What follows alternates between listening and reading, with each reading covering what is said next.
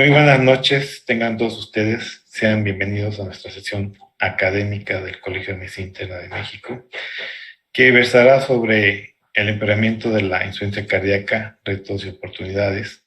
Para esto hemos invitado al doctor Adolfo Chávez, él es cardiólogo, cardiólogo en alta especialidad, es jefe de la clínica de insuficiencia cardíaca del Hospital de Cardiología Centro Médico Nacional del Siglo XXI, de donde él es egresado, y que esperemos esta plática sea de su interés, como todas las que hemos realizado con anterioridad.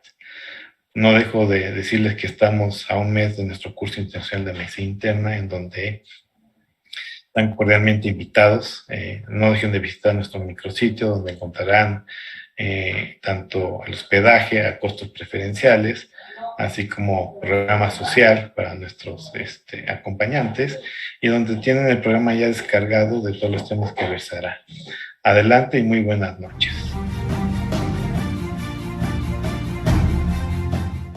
Hola, ¿cómo están todas y todos ustedes? Mi nombre es Raúl Carrillo y a nombre del Colegio de Medicina Interna de México les doy la más cordial y afectuosa bienvenida a esta sesión académica, a una de nuestras sesiones mensuales con las que iniciamos el mes de mayo.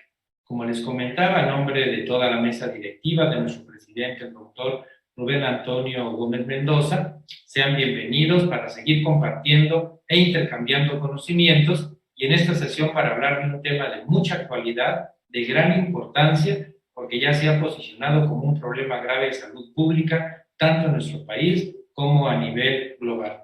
Y en relación a esto, debo de comentarles que hace pocos días, precisamente en el Instituto Nacional de Cardiología Ignacio Chávez, se llevó a cabo un excelente simposio internacional hablando de este tema. Y me refiero a la insuficiencia cardíaca. La insuficiencia cardíaca se ha venido posicionando, como les comentaba, como un grave problema de salud.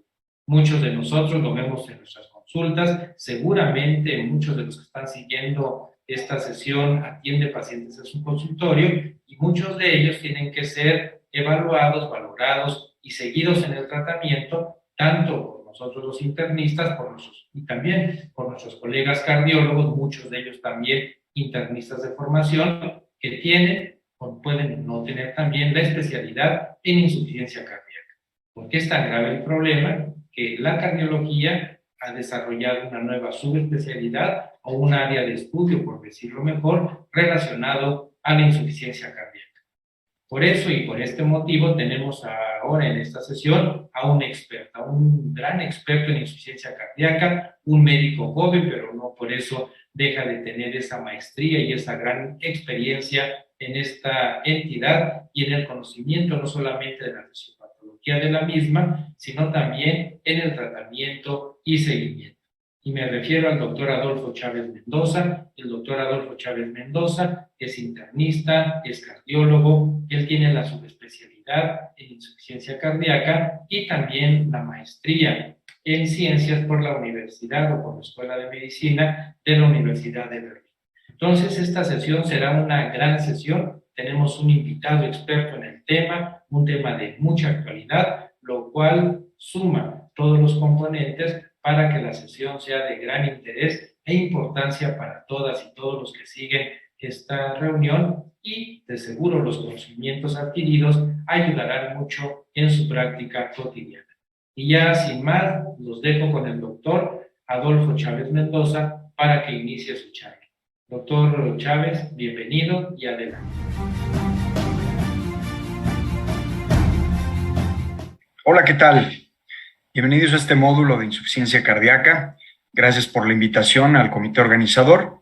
Soy el doctor Adolfo Chávez Mendoza, soy cardiólogo, soy maestro en ciencias en salud internacional con una especialidad en insuficiencia cardíaca y vamos a hablar en esta ocasión sobre el empeoramiento de la insuficiencia cardíaca, cuáles son las implicaciones y los retos que esto implica.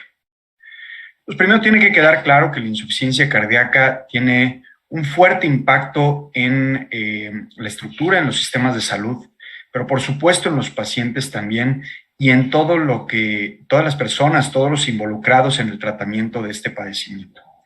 Sabemos muy bien que existen actualmente un aproximado de más de 60 millones de personas a nivel mundial que tienen insuficiencia cardíaca. Esto es un número muy importante, es un número muy significativo que incluso, sin menospreciar, por supuesto, pero incluso rebasa la mayoría de los pacientes que tienen cáncer a nivel mundial. Se asocia además con altos índices de morbilidad también y, por supuesto, de mortalidad. Se calcula que alrededor del 50% de los pacientes a 5 años van a haber fallecido y obviamente esto puede incrementarse dependiendo del número de comorbilidades que se asocien a la insuficiencia cardíaca.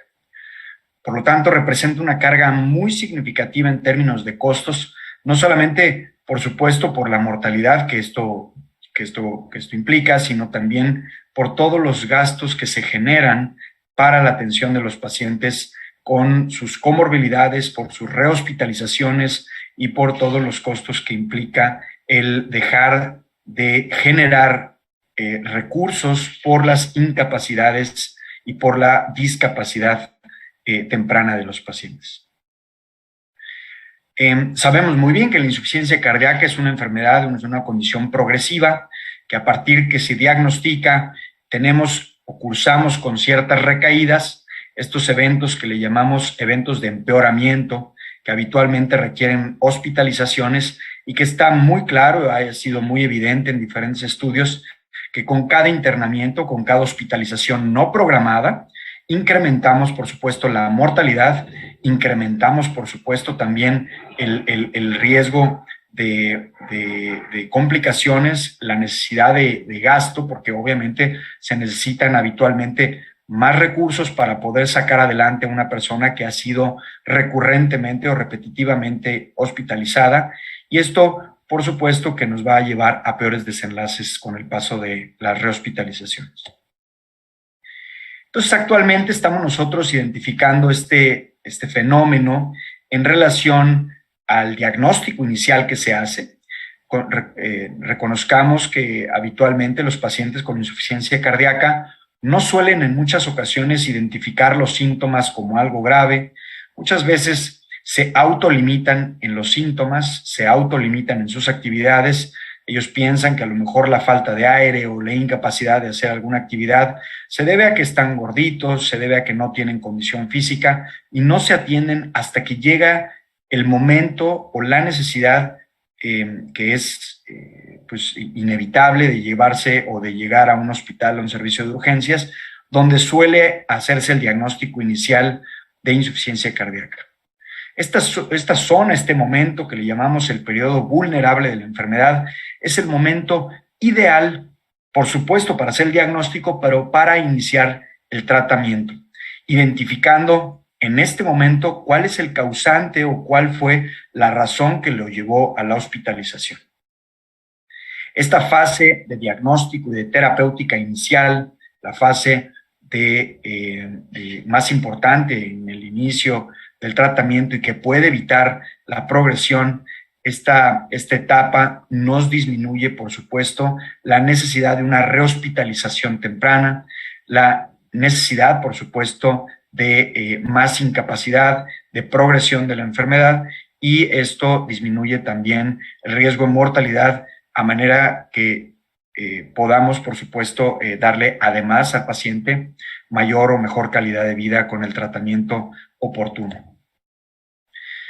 Entonces, a pesar de tener este periodo de estabilización, los pacientes con insuficiencia cardíaca, si no se les da el diagnóstico y no se les inicia el tratamiento en forma oportuna, tenemos estos eventos de empeoramiento y podemos, por supuesto, identificarlos a partir de signos y síntomas progresivos de la enfermedad que los llevan a este diagnóstico eventualmente de insuficiencia cardíaca avanzada o en estadio D de la enfermedad, donde muchas veces ya incluso los tratamientos conocidos suelen llegar a ser hasta refractarios. En estos estudios de vida real se vincula que efectivamente, y hechos, por ejemplo, en este caso, por aseguradoras de mucha gente que ha tenido insuficiencia cardíaca que acude en los Estados Unidos a hospitalizaciones, se ha identificado que 1 de cada 6 pacientes que desarrollan empeoramiento de la enfermedad en los siguientes 18 meses, sin ninguna duda va a tener nuevamente empeoramientos y probablemente va a tener una nueva rehospitalización. 1 de cada 6. Estos pues situaciones, estos diagnósticos, sin duda es un desafío que tenemos que nosotros buscar identificar, tenemos que nosotros lograr motivar la identificación temprana para tratar de evitar estas nuevas rehospitalizaciones a partir de la identificación temprana del problema, de la identificación temprana del desencadenante, de la patología que lo lleva a esta inestabilización, este empeoramiento de la falla cardíaca, y tendremos que buscar, por supuesto, con esto también dar el tratamiento adecuado para evitar que esto vuelva a desencadenar un empeoramiento o una rehospitalización del paciente. No solamente a través de la titulación de los fármacos, incluso también a veces quitando algunos fármacos que están provocando mayor problema puede ser algo bastante útil. Esto sabemos muy bien que con el paso del tiempo ha habido fármacos, y ahorita vamos a hablar al respecto, que mejoran la calidad de vida, que mejoran el pronóstico, pero que también no podemos forzar las cosas y tenemos que ir paso a paso con la intención, por supuesto, de no provocar mayor daño. No existe hasta la fecha una nomenclatura aceptada, digamos, para lo que nosotros le llamamos insuficiencia cardíaca avanzada o empeoramiento de la insuficiencia cardíaca, sobre todo porque tenemos que identificar muy bien si el paciente llega por una insuficiencia cardíaca aguda, de novo, pongamos como ejemplo el infarto agudo del miocardio, un paciente que no tenía esa falla en la contracción ventricular de un territorio importante y que eventualmente puede descompensarse en forma aguda y que puede generar una pérdida de gasto cardíaco en forma súbita que nos va a causar una descompensación totalmente diferente a aquella persona que tiene insuficiencia cardíaca crónica y que agudamente se descompensa. Es un paciente, en este caso, en el paciente con insuficiencia cardíaca crónica, que ya tenía ciertos fenómenos o mecanismos de adaptación y que puede en un momento dado desencadenarse este empeoramiento, pero que tiene la posibilidad de compensarse a lo mejor con un poquito mejor pronóstico. En este caso, por ejemplo, es importante reconocer aquellos datos o aquellos fenómenos desencadenantes, ya sea infecciones, ya sea arritmias, ya sea nuevos eventos de isquemia, ya sea transgresión tanto medicamentosa como farmacológica, etcétera, que nos eviten ese nuevo evento de descompensación o empeoramiento de la falla cardíaca. En un registro publicado hace relativamente poco, en el 2019, el registro Pinnacle, se identificaron datos de mundo real sobre pacientes que tienen insuficiencia cardíaca crónica y que tuvieron este evento de empeoramiento de la falla cardíaca. Este estudio observacional que identificó a más de 11,000 pacientes, identificaron también que muchos de ellos tenían estos eventos desencadenantes que a veces no los identificábamos y que eso provocaba o identificaba los mecanismos de empeoramiento, pero en forma tardía, y esto, por supuesto, provocaba nuevos eventos recurrentes de empeoramiento que pudimos haber evitado en forma previa. Este estudio muy conocido por ustedes, el estudio Paradigm, publicado en 2015 en el New England Journal of Medicine, que justamente fue el que demostró el beneficio del sacubitril/valsartán para el tratamiento de la falla cardíaca, también demostró que los pacientes que tienen, digamos, estos eventos de empeoramiento tienen un incremento en el riesgo de muerte mucho más altos que aquellos pacientes que no tienen rehospitalizaciones. Vean ustedes cómo el cociente de riesgo de hospitalizaciones incrementa el riesgo también de mortalidad y con el paso del tiempo esto se vuelve todavía más evidente. Entonces, un paciente que no tiene hospitalizaciones previas por insuficiencia cardíaca tiene un riesgo de mortalidad mucho menor. Con cada hospitalización subsecuente, entonces, hemos visto que por supuesto incrementa el riesgo de muerte. En este registro que mostramos en este momento, publicado desde hace muchos años, desde el 2004, vemos cómo en la primera hospitalización, por supuesto, el riesgo de mortalidad es importante, pero no tan importante como aquella persona que tiene de 3 o más hospitalizaciones. Esta caracteriza ya, por supuesto, a lo que le llamamos insuficiencia cardíaca avanzada. La mayoría de los pacientes que siguieron con vida después de 2 años y que tienen fenómenos o eventos de rehospitalizaciones frecuentes, por supuesto esto pues vuelve otra vez a poner en la línea, en la tablita, realmente el tema de la mortalidad en los pacientes en forma temprana. Esto se volvió a ver otra vez en los diferentes estudios, por ejemplo, en los estudios MADIT, donde se evaluó la necesidad de los implantes de dispositivos de alta energía como los DICE, cómo efectivamente, vean, las pacientes que tenían o que no tenían empeoramientos de la insuficiencia cardíaca, la tasa de mortalidad era muy baja comparativamente con aquellos que tenían hospitalizaciones por insuficiencia cardíaca. Y también se evaluó, por ejemplo, si ingresaban vía urgencias o si ingresaban en forma ambulatoria. Independientemente de cualquiera de estos mecanismos o cualquier forma de entrada al hospital, sin ninguna duda, el riesgo de mortalidad se incrementa con cada hospitalización o empeoramiento que tengamos.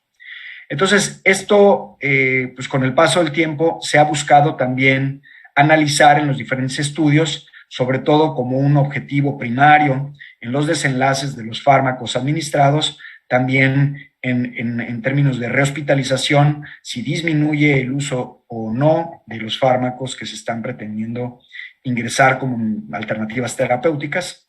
Vean ustedes cómo efectivamente ya también estos nuevos estudios que se están proponiendo ya también están tratando de buscar ese mecanismo de optimización temprana en el paciente que está descompensado por falla cardíaca.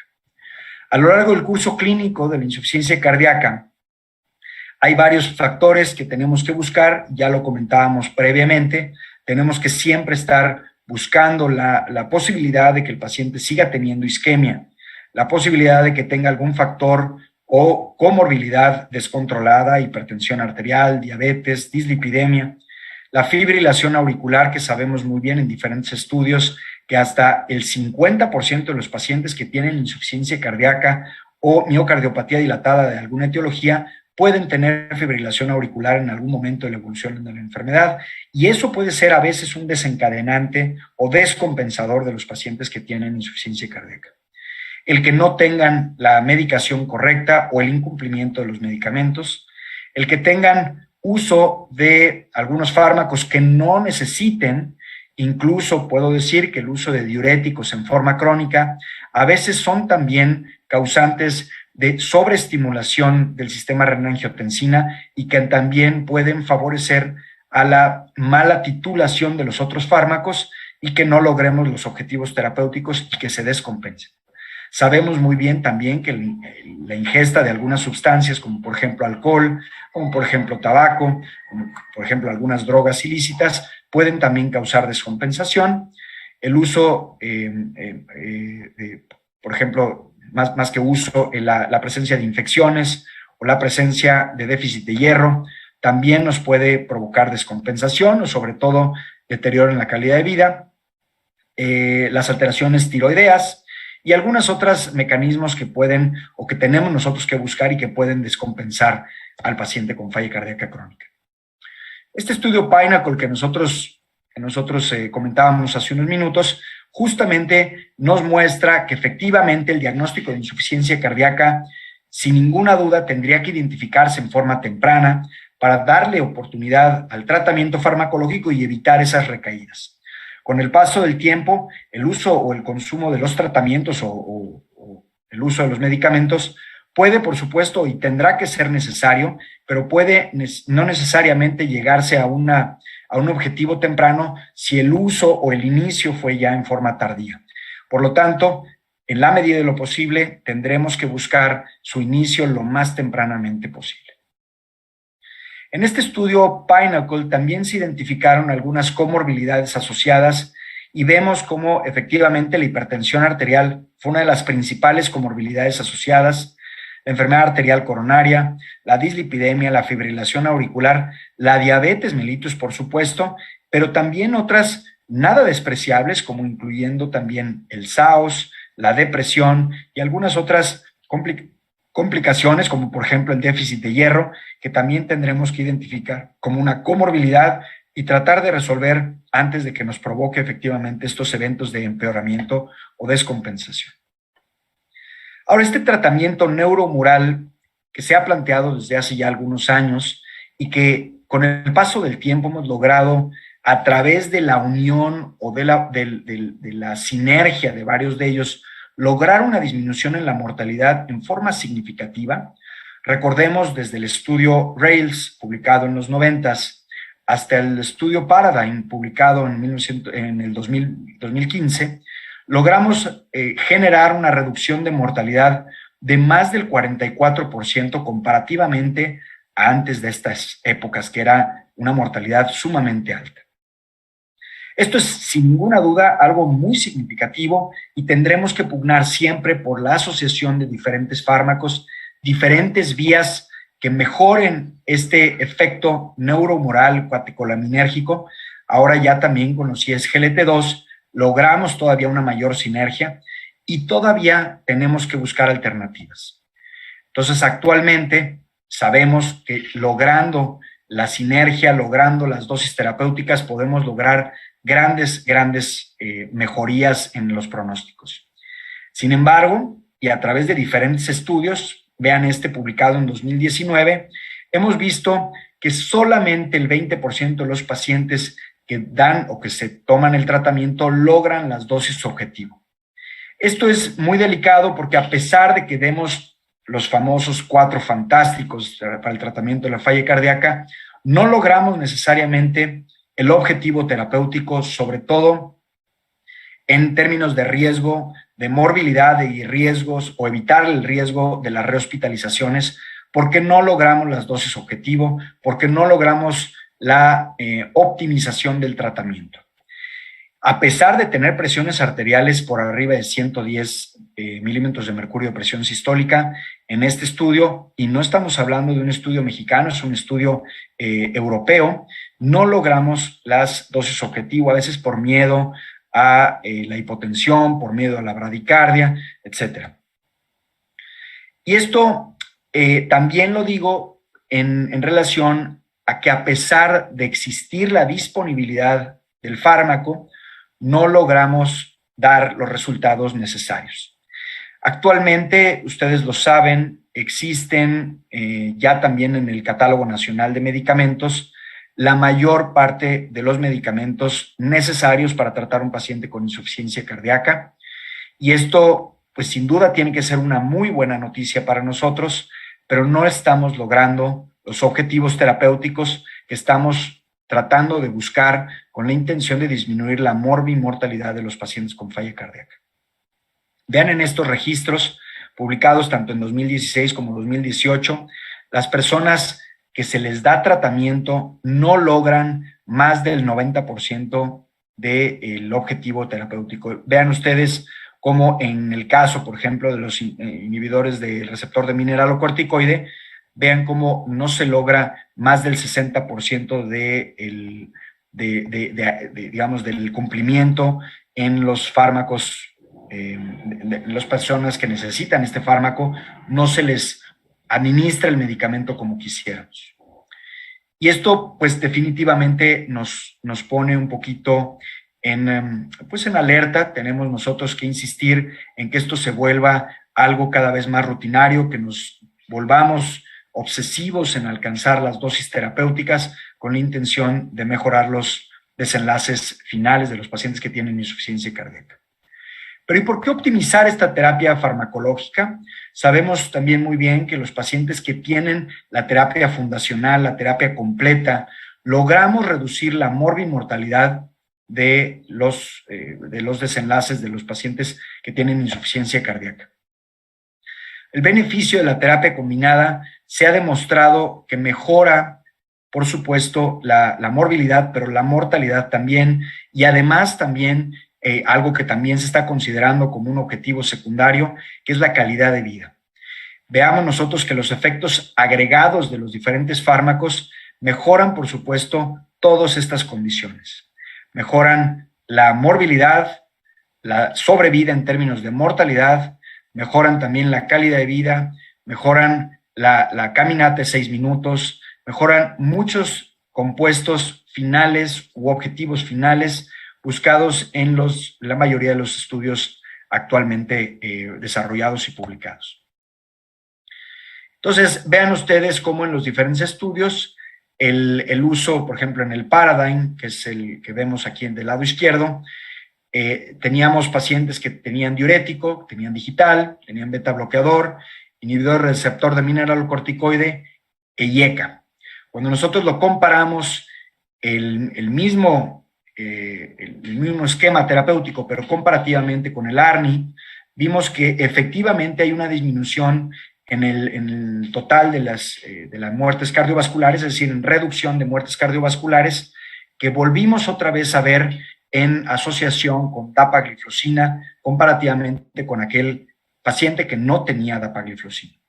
Lo vimos también, aunque a lo mejor no con esta relevancia también en el Emperor Reduced, pero también lo vimos en forma significativa, quiere decir que la adición de los ISGLT2 reducen significativamente la mortalidad en los pacientes. Después vino el estudio Galactic, donde la asociación con omecamtiv mecarbil no necesariamente fue tan significativa, sin embargo, hubo también cierta ayuda que habría que analizar en forma muy, muy particular. Y al final, el estudio Victoria, que también fue un estudio donde se analizó la asociación con Vericiguat, sobre todo en el paciente que tiene insuficiencia cardíaca avanzada, con diferentes o con ya más de 2 rehospitalizaciones por falla cardíaca, vimos que efectivamente volvió a mejorar el pronóstico en los pacientes que tienen asociación también con Vericiguat. Actualmente en nuestro país existen 10 problemas fundamentales en el tratamiento de la insuficiencia cardíaca que vale la pena mencionar. ¿Cómo iniciamos o cómo agregamos el tratamiento farmacológico en los pacientes que tienen insuficiencia cardíaca?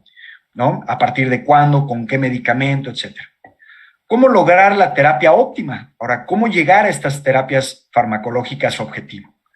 ¿Cuándo derivarlo a un especialista de insuficiencia cardíaca? ¿Cómo abordar los desafíos de la cooperación o de la coordinación con los diferentes actores en el paciente que se involucran en el tratamiento de la insuficiencia cardíaca? ¿Cómo mejorar la adherencia? ¿Qué se necesita para dar seguimiento a las cortes de los pacientes? ¿Cómo gestionar la complejidad de los pacientes? Porque vamos a encontrarnos cada vez más complejidad en los pacientes, sobre todo en la medida que identifiquemos tardíamente a la enfermedad. Cómo manejamos las comorbilidades y finalmente cómo integrar ya el tratamiento paliativo de los pacientes o la transición hacia el paciente que requiere un trasplante de corazón. La clasificación propuesta, por supuesto, en el tratamiento farmacológico está dividido, o actualmente lo dividimos en las terapias fundamentales, que son aquellos pacientes o aquellos tratamientos para los pacientes que se necesitan en la mayoría de los pacientes con la intención de mejorar el pronóstico y disminuir la mortalidad de los pacientes. Las 3 propiedades comunes de estas terapéuticas incluyen sin duda la rapidez, por supuesto, con la intención obviamente de disminuir la mortalidad cardiovascular, la aplicabilidad de los pacientes, el que haya sinergismo terapéutico entre las diferentes terapéuticas. Y para esto se requieren los cuatro pilares o digamos las 4 terapias fundamentales, que son los beta bloqueadores, los inhibidores de receptor de mineralocorticoide, los inhibidores de receptor del sistema renina-angiotensina-aldosterona o sistema renina-angiotensina y finalmente los inhibidores del cotransportador de sodio de glucosa tipo 2, que estos 4 pilares han demostrado sin ninguna duda esta sinergia farmacológica y que tendremos que buscar el inicio lo más rápidamente posible, pero tratando también de evitar una hipotensión o una frecuencia cardíaca que baje demasiado y que podamos provocar mayor efecto en forma benéfica.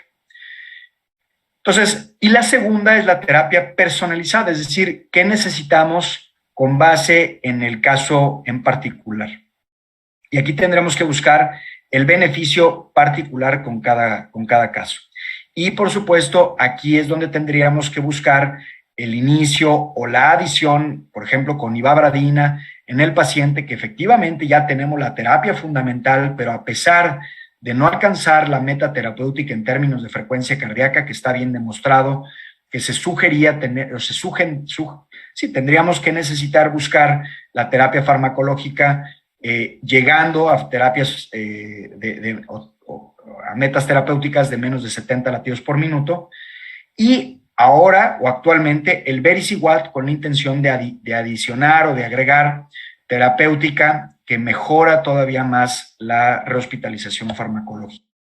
Actualmente existen algunas estrategias alternativas para alcanzar la titulación de los medicamentos, y hay diferentes algoritmos propuestos por las diferentes sociedades médicas a nivel nacional e internacional.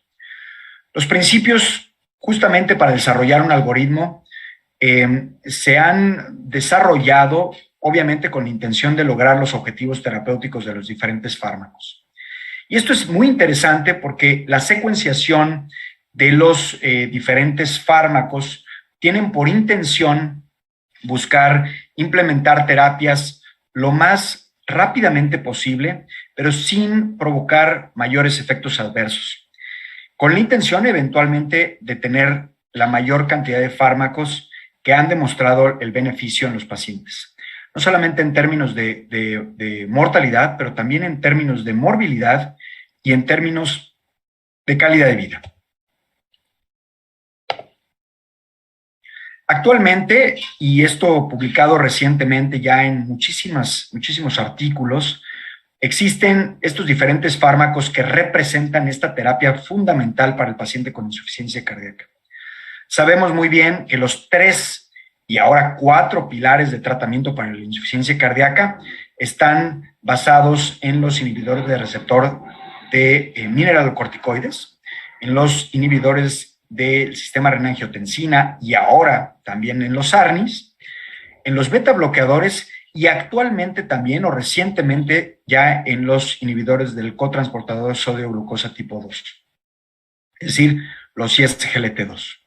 Y además de estos, por supuesto, y ustedes ven en este esquema que es probablemente ya de conocimiento de todos ustedes, que en forma, ahora sí, muy específica en cada paciente, se podrá agregar anticoagulación, el uso de digital, el uso de ivabradina, el uso de diuréticos, el uso de, por ejemplo, el cambio hacia algún IECA, etcétera, que no hubiera tolerado a lo mejor el ARNI y que se tenga que utilizar por alguna otra razón, o el uso, por ejemplo, de hierro carboximaltosado, que también está bien demostrado que puede mejorar los desenlaces clínicos.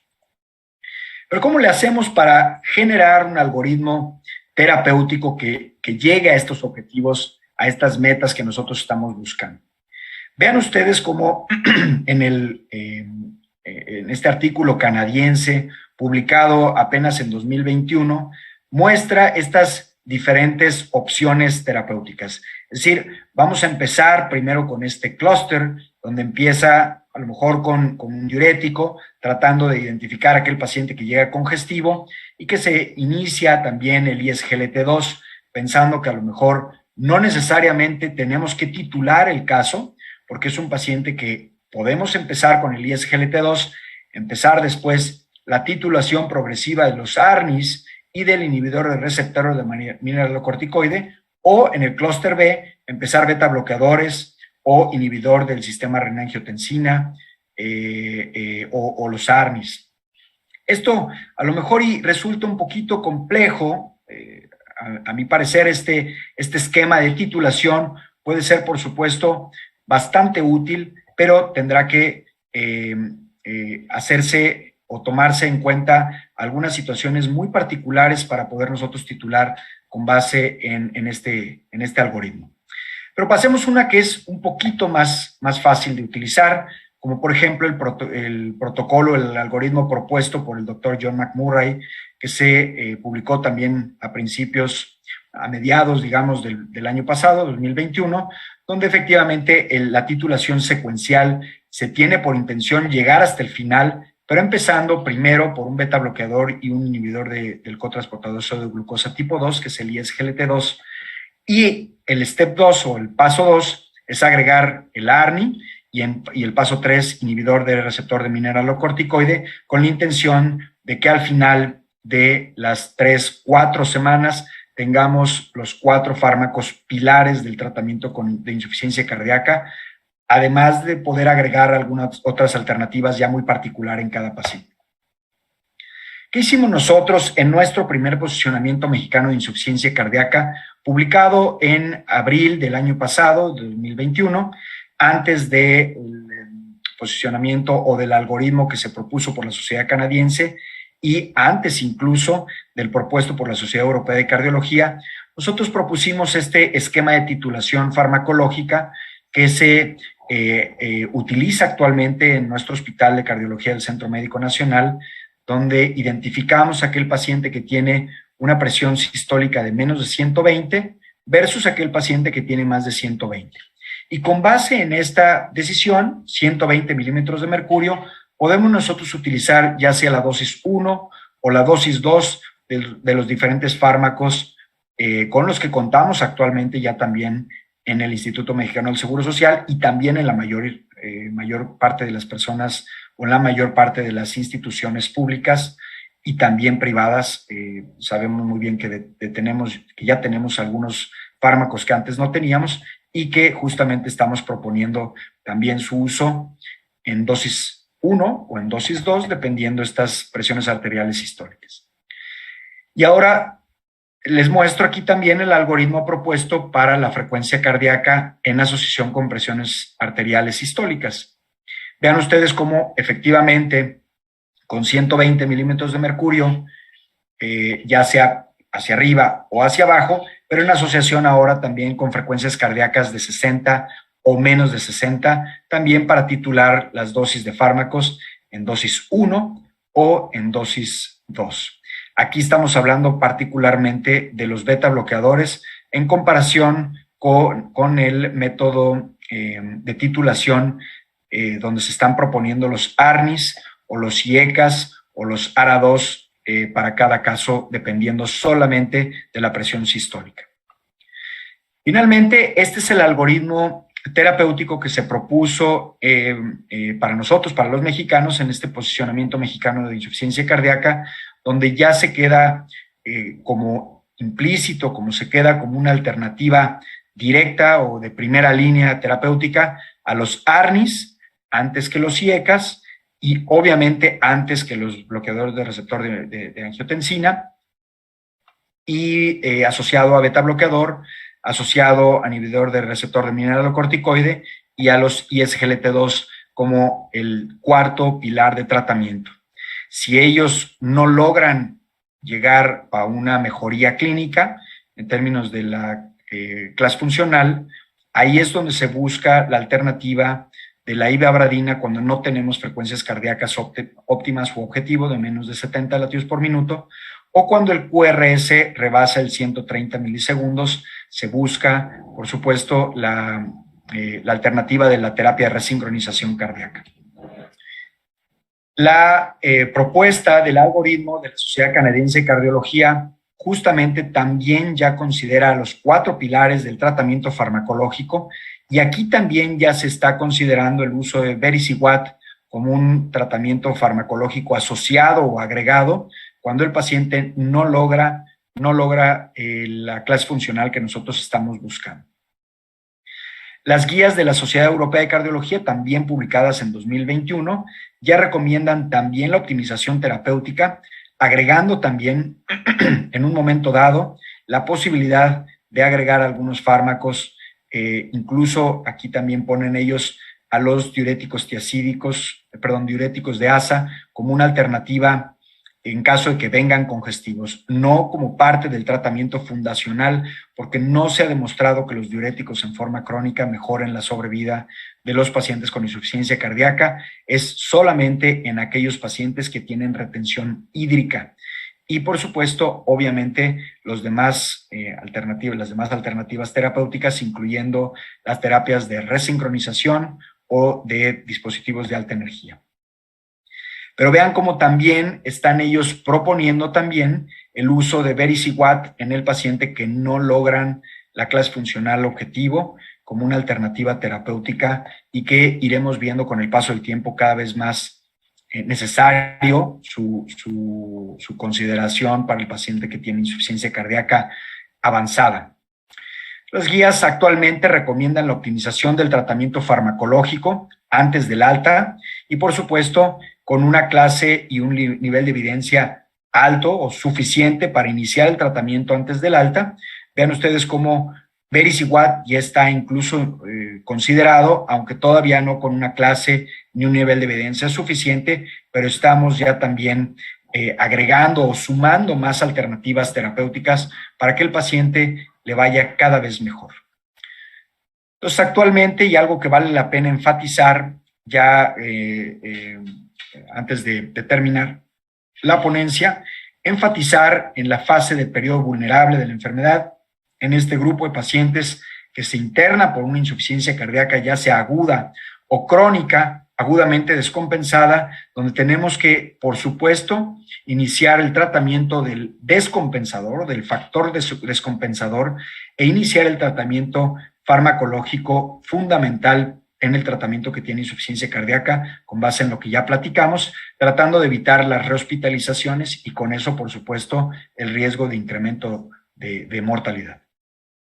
Entonces, actualmente, vean la clase 1, nivel de evidencia A, ya en relación a los IECAS, a los beta bloqueadores, a los inhibidores del receptor de mineralocorticoide, a la dapagliflozina o empagliflozina, finalmente sacubitril valsartán con una clase y nivel de evidencia 1B, por supuesto no ha pasado, no se ha convertido en 1A, debido a que solamente hay un solo estudio muy potente, pero que no se ha logrado todavía porque no se ha hecho nuevos estudios tan potentes como este, que logren un nivel de evidencia más importante, porque no hay demasiados estudios comparativamente, por ejemplo, con los IECAS, que tienen muchos estudios, pero ya veremos con el paso del tiempo cómo se va comportando esto. Finalmente ya nosotros lo consideramos como la primera alternativa terapéutica comparativamente con los IECAS.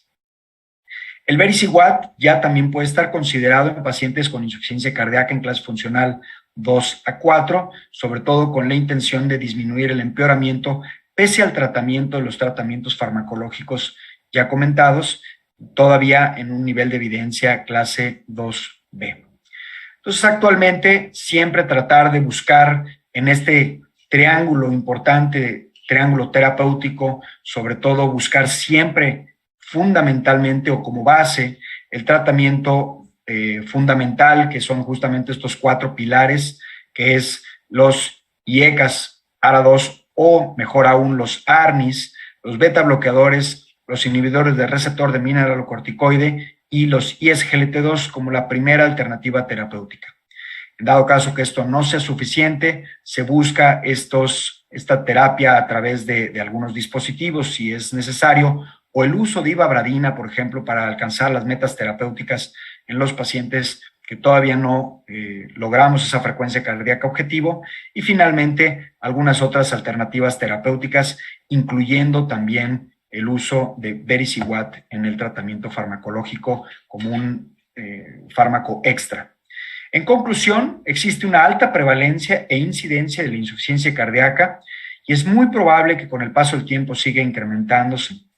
A pesar de las diferentes opciones terapéuticas, los pacientes con insuficiencia cardíaca, sobre todo especialmente en aquellos que tienen empeoramiento o que tienen rehospitalizaciones, siguen con un mayor riesgo de rehospitalización y tendremos que identificar no solamente la causa de rehospitalización, sino también la optimización terapéutica lo más óptima posible. En los pacientes con insuficiencia cardíaca, por supuesto, y de acuerdo a los estudios previos, se ha identificado que el paciente que no está en el tratamiento farmacológico óptimo, podemos favorecer nuevas rehospitalizaciones o si no tenemos esa terapéutica que buscamos, podemos no lograr los objetivos que han demostrado mejoría en la calidad de vida y en la mortalidad. Sigue existiendo una gran necesidad de mejorar el tratamiento farmacológico. A pesar de que lo conocemos, no logramos los objetivos de los medicamentos.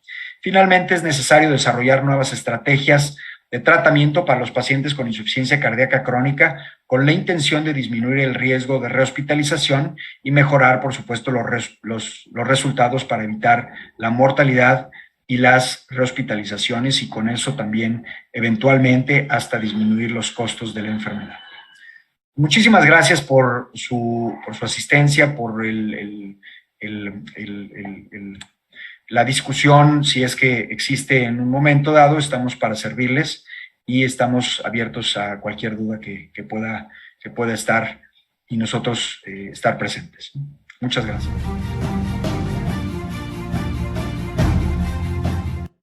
Buenas noches a todos. Soy la doctora Irma Archundia Riveros, vocal de filiales, y a nombre de nuestro presidente, el doctor Rubén Antonio Gómez Mendoza, les agradecemos su participación en esta sesión del Colegio de Medicina Interna de México a cargo del doctor Adolfo Chávez, quien nos mostró grandes aspectos acerca de la insuficiencia cardíaca. Agradecemos también la presencia de todos ustedes que nos acompañan de toda la República Mexicana, de diferentes filiales, así como de otros estados de la República, como Perú, Bolivia, Ecuador, Estados Unidos inclusive, y Guatemala.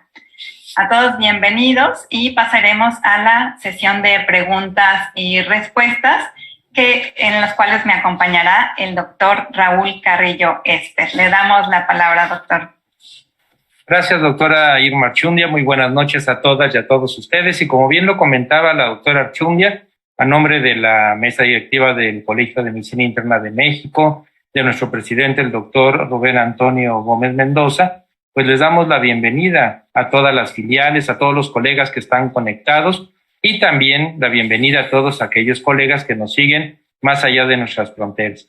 Y hoy tuvimos efectivamente, Irma, una excelente charla impartida por un internista, cardiólogo joven, especialista en insuficiencia cardíaca, como lo mostró en su excelente charla, que es el doctor Adolfo Chávez Mendoza.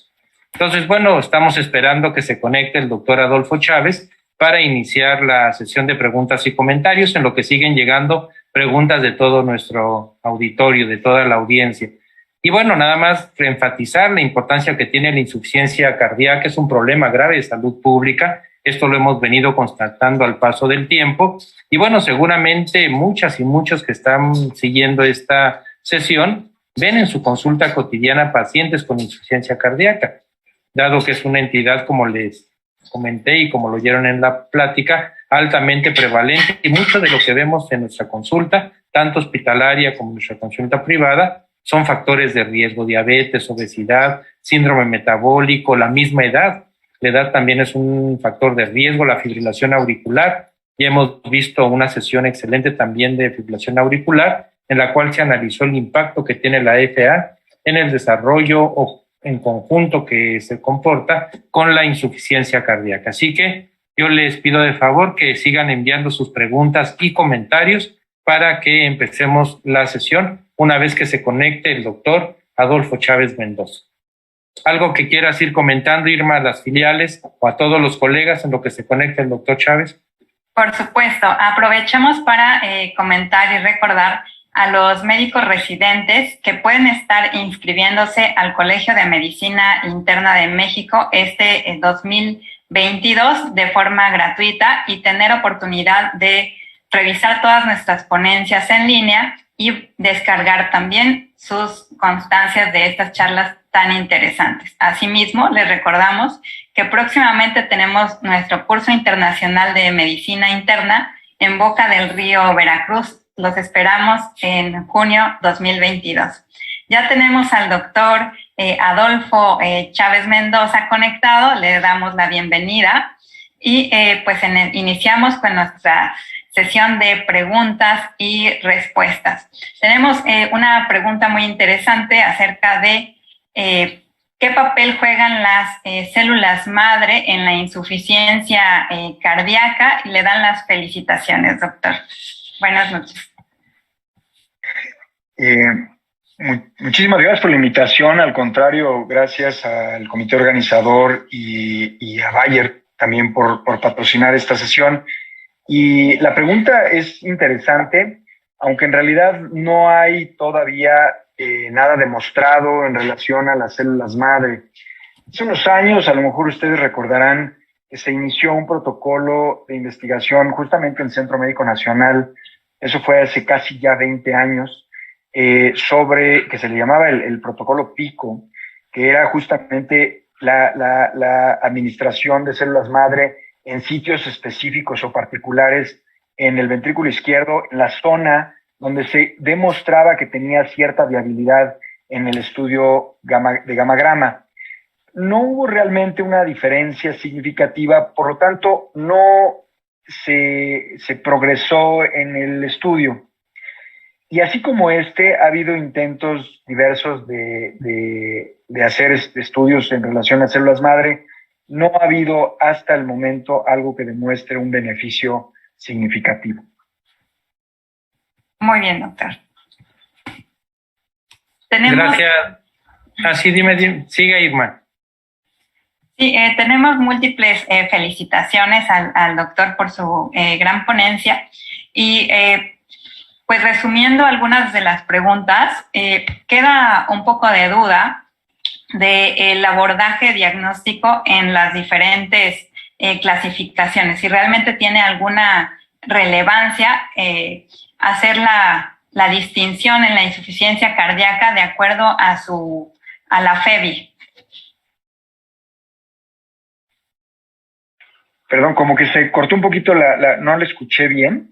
Si me sí, puede repetir en la insuficiencia cardíaca, el abordaje terapéutico, la FEBI, la fracción de eyección, tendría algún punto importante en la decisión de cuáles fármacos estar utilizando.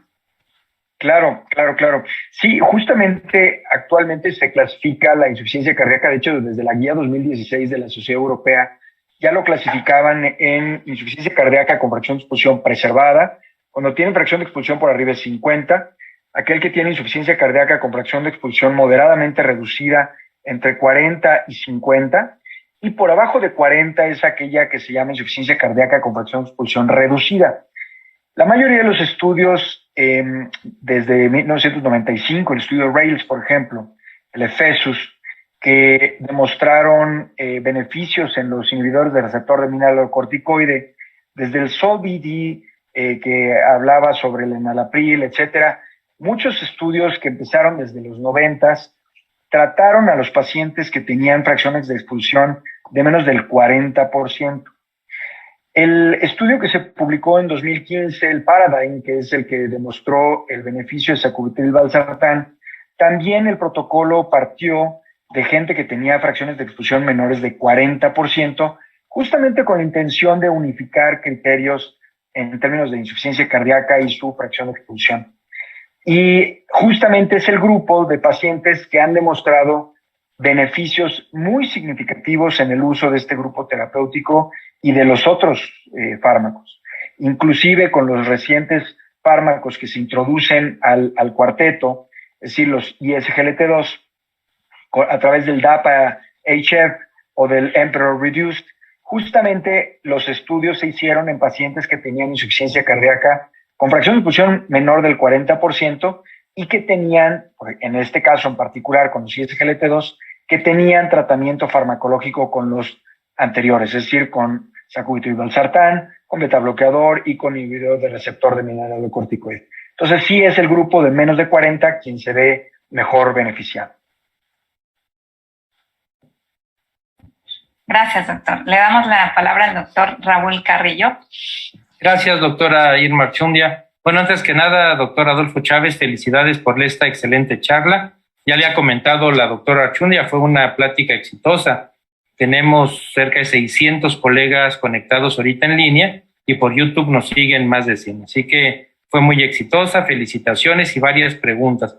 Una de ellas que es interesante porque gira alrededor de la charla, preguntan algunos colegas si nos puede hablar más acerca del vericiguat. ¿Qué es? ¿Cuándo iniciarlo? ¿Cómo hay que darle seguimiento a los pacientes que lo reciben? Le agradezco mucho la pregunta. Debo decir, el vericiguat es un medicamento que después del estudio Victoria mostró grandes beneficios, sobre todo en aquellos pacientes a los que los clasificamos ya como insuficiencia cardíaca en estadio D, insuficiencia cardíaca avanzada, aquellos pacientes que están con rehospitalizaciones frecuentes, donde sí se mostró evidencia en disminución de rehospitalizaciones y disminución sobre todo de deterioro de la clase funcional y de mejoría en la calidad de vida. Desafortunadamente no tenemos Vericiguat todavía en México, todavía no lo hemos utilizado, por lo menos en nuestro ambiente o a partir de pues, todos estos estudios. Nos encantaría poder hacer algún comentario en relación al uso particular del fármaco, pero no me siento en el momento todavía con la suficiente información, por lo menos de mi parte, porque no lo hemos utilizado, porque no está en México todavía, pero con base en los diferentes estudios que hay, particularmente el Victoria, y algunos subanálisis que se han hecho del mismo, es un medicamento que suma al resto de los fármacos que estamos teniendo. Recordando, obviamente, que este riesgo residual todavía sigue. Es decir, la disminución de la mortalidad por muerte súbita ha sido muy significativa, más de 44% de reducción de muerte súbita desde el estudio RAILS de espironolactona en los 90 hasta el 2015 y la publicación que mostró esto, que fue 2018, se vio o se ha visto una reducción de mortalidad por muerte súbita. Pero 44% todavía no es 100% de reducción de mortalidad por muerte súbita. Quiere decir que todavía nos queda un tramo importante de riesgo residual, que justamente ahí es donde entran las nuevas terapéuticas farmacológicas y donde justamente sumando tratamientos podemos encontrar mayores beneficios con el paso del tiempo. Y ya lo veremos ahora que empecemos a utilizar el fármaco con nuestros pacientes, que muy probablemente lo haremos, con un comentario mucho más objetivo de nuestra experiencia.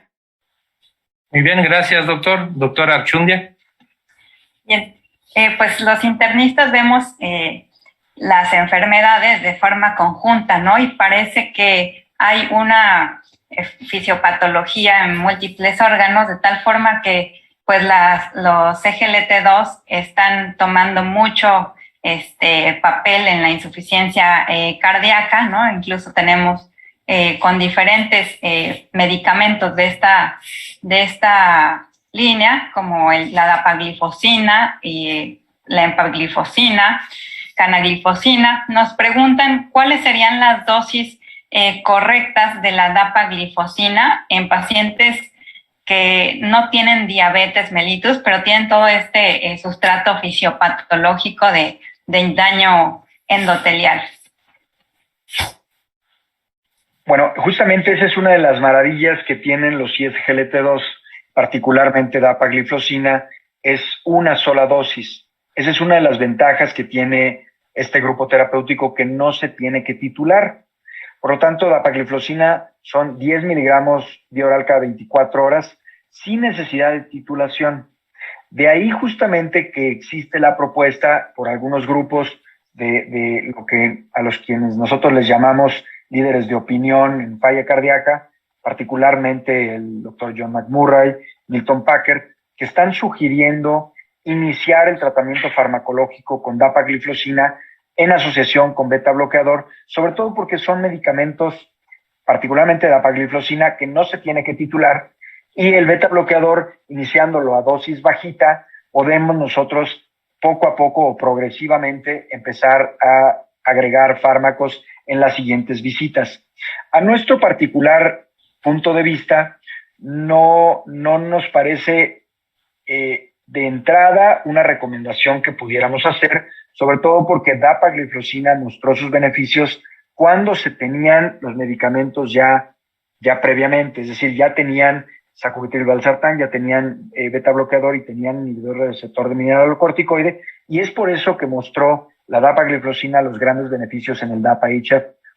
Pero aún así, tenemos que considerar que es un medicamento muy fácil de administrar, porque no se tiene que titular la dosis, porque no causa vasodilatación, porque no causa bradicardia, porque efectivamente no tira el gasto cardíaco, y eso nos permite iniciarlo en forma rápida con una sola dosis, que son 10 miligramos.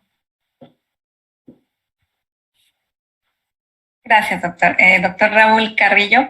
Gracias, doctor Archundia. Una pregunta de la doctora Rosalía García, que la divide en dos, doctor Chávez. Una es, en aquellos pacientes con hipotensión arterial y falla cardíaca, a partir de, ¿cómo los maneja o qué recomienda usted? Y en esta misma pregunta de la doctora Rosalía García, es a partir de qué dosis los inhibidores de la enzima convertidora tienen efecto terapéutico. Muchas gracias por las preguntas. La primera es muy común tener un paciente con insuficiencia cardíaca con fracción de expulsión reducida con hipotensión. De hecho, el que hayan ellos, o muchos de ellos, sido hipertensos, en este caso en particular, sí nos ayuda porque no son gente que se hipotense tan fácilmente, es decir, son gente que tiene resistencias vasculares incrementadas y son gente que persisten todavía con presiones arteriales, digamos, con tendencia a la alza y nos permite titular. Pero, ¿qué pasa de aquellos pacientes que tienen miocardiopatía dilatada sin ningún otro factor de riesgo? Habitualmente ellos son pacientes que tienen presiones arteriales muy limítrofes, que nos cuesta más trabajo titular los fármacos, pero no quiere decir que no podamos iniciárselos. Siempre trataremos de iniciarle los fármacos con la dosis más baja. Sin embargo, por ejemplo, darle yo sacubitril/valsartán 25 miligramos cada 24, 25 miligramos cada 12, no me sirve absolutamente de nada. Recordando, por ejemplo, en el estudio Paradigm, la dosis de 50 miligramos versus la dosis de 5 miligramos de enalapril no causó ninguna diferencia significativamente estadística. A partir de los 100 miligramos de sacubitril/valsartán cada 12 horas, fue que se mostró una diferencia importantísima en el riesgo, en la disminución del riesgo de rehospitalización y de muerte.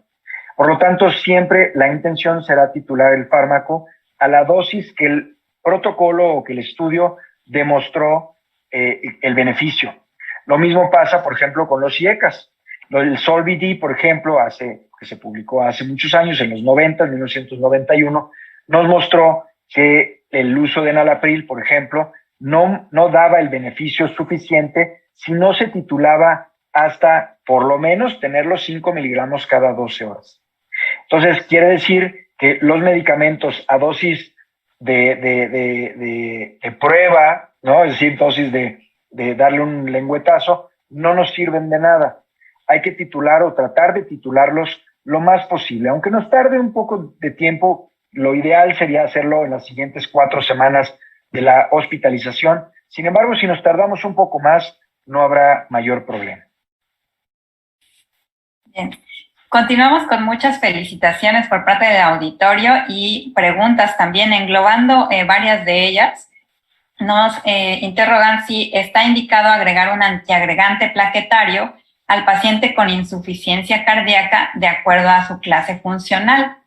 Y el segundo punto es el papel de la finerenona en la insuficiencia cardíaca.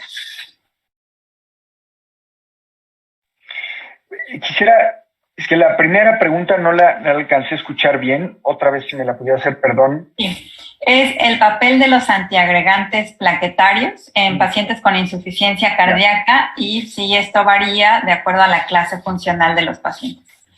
De acuerdo. Los antiagregantes plaquetarios realmente solamente estarían indicados en aquel paciente isquémico que tiene, por ejemplo, algún stent puesto, ¿no? O un paciente isquémico crónico.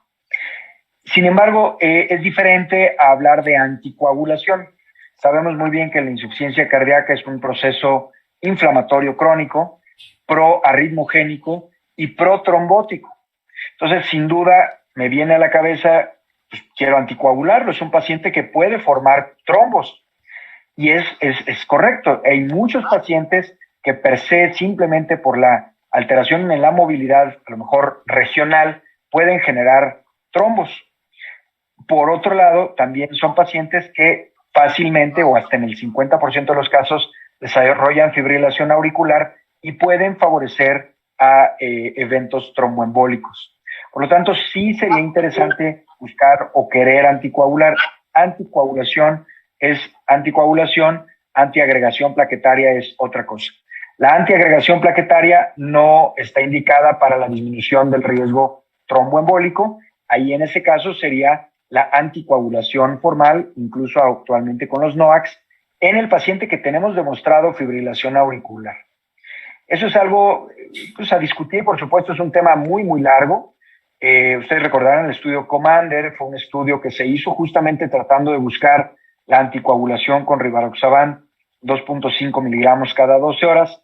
Sin embargo, no hubo realmente grandes beneficios, probablemente por la dosificación que se planteó en el estudio, pero esto no quiere decir que no debamos anticoagular a un paciente que tengamos evidencia de fibrilación auricular en algún punto.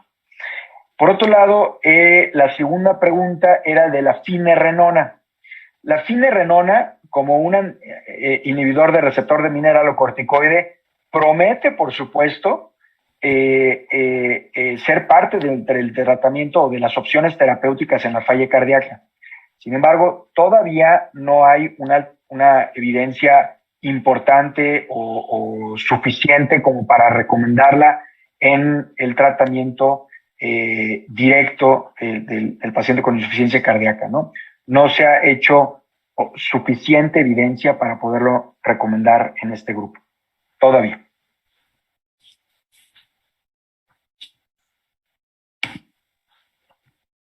Gracias, doctor. Gracias, Irma. Una pregunta más, doctor. El espectro de la insuficiencia cardíaca es muy grande, ¿no? Desde pacientes que están en las fases iniciales hasta pacientes ya en fase avanzada con una clase funcional disminuida. ¿El esquema terapéutico se va ajustando en este nuevo concepto de medicina personalizada a cada fase? ¿O desde un inicio el espectro de manejo es el mismo? Tomando en cuenta que puede ser insuficiencia cardíaca de fracción de expulsión conservada o baja. Sí, desde 1991 se publicó este esquema de etapas de la insuficiencia cardíaca estadio A, B, C y D, justamente con la intención de evitar la progresión de la enfermedad. Ustedes dirán, bueno, pues entonces quiere decir que todo paciente que tiene factores de riesgo, es decir, diabetes, hipertensión, obesidad, etcétera, ya tiene insuficiencia cardíaca. Si lo quisiéramos ver estrictamente, sí valdría la pena considerarlo así, porque de esa manera podemos tratar tempranamente el problema y evitar pasar al estadio B. Recordemos que el estadio B es aquel paciente que a lo mejor todavía no tiene síntomas, pero ya tiene alteración estructural en el corazón.